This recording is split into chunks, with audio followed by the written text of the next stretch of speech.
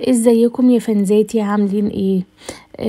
دي الكفتة اللي انا كنت عملتها معاكم من فترة وحطيتها في الفريزر. جاء الوقت اللي انا قلت لكم فيه ان هو اي حاجة بتشيلوها في الفريزر بتنفعكم.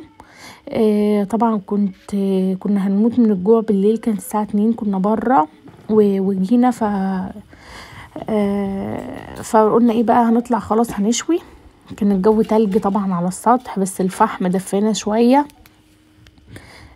عملنا طبعا السلطة، وكانش عندنا للأسف طحينة وكان الوقت متأخر. فأنا حابة يعني ايه أشارككم اليوم اللي احنا عملناه كده. لو اي حاجة تطلع في دماغكم اعملوها، طالما الحاجة دي مش في حدود مش خارج حدود الأدب والاحترام والتربية اللي احنا تربيناها. يعني تفسحوا وخرجوا وعيشوا حياتكم وخليكوا في نفسكم اهم حاجة عشان تبقوا مبسوطين. طبعا دي هوريكم احنا عملنا السلطة جنبها واليوم مشي ازاي. بالليل كده شوينا وكلنا وانبسطنا وبأقل حاجة، والحمد لله رب العالمين.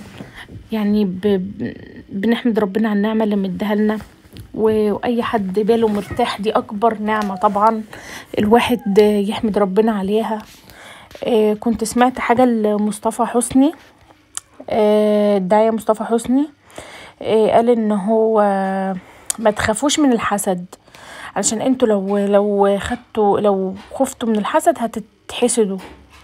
يعني محدش يقولك مثلا ايه، انت انا شاف عندك عربية مثلا ب2 مليون حاجة، فانت خايف عليها، فاول ما يشوفها يروح ايه، تفضل الوقين ازاي تخمس له كده في وشه او حاجة. لا بالعكس، قول له الحمد لله. ربنا عنده طبعا في الخزنة منها كتير الحمد لله، واداني واحدة منهم. ربنا عنده كتير. فدي طبعا يعني بصراحة أثرت فيا خالص، اللي هو حبيت أنا عايزة أعبر عنها بس ممكن مش عارفة أعبر قوي. اللي هو يعني لما يكون عندك نعمة ما تخافش ان هي تتحسد او يحصل مش عارفة ايه او تخبيها او كده. لا، عادي اي حد يقولك الله مش عارفة ايه ده حلو او كده، قول له الحمد لله رب العالمين. ربنا عنده في الخزنة بتاعته كتير اداني واحدة منهم.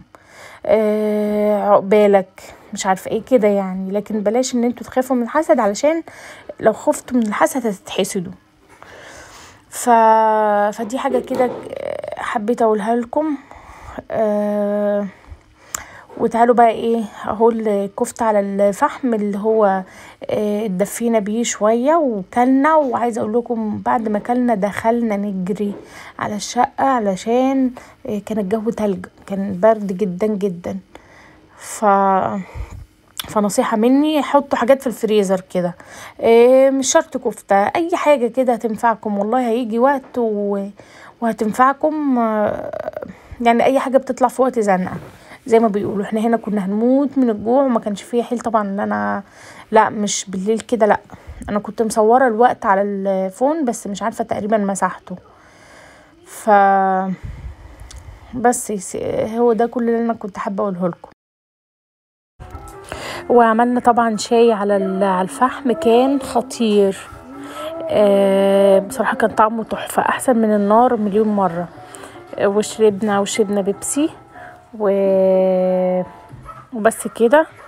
معلش رغيت معاكم كتير، بس كنت حابة كده اوريكم يوم حلو كده من اللي احنا بنقضيه مع بعض.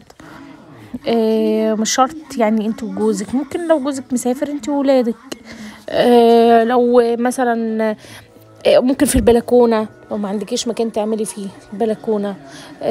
اي حاجة عادي، ممكن تعملي مشويات كده وتحطيها قدام التلفزيون، والعيش والطحينة والشيبسي والبتاع، وتقعدوا قعدة حلوة برضو. المهم ان انتوا تقعدوا قعدة حلوة كده وخلاص.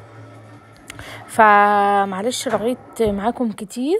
دي اهي كانت خطيرة، عايزة اقول لكم طعمها رهيب.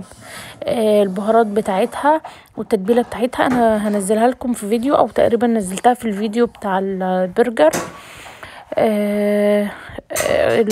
انا طبعا بعمل الكفتة مميزة بيها الحمد لله خالص.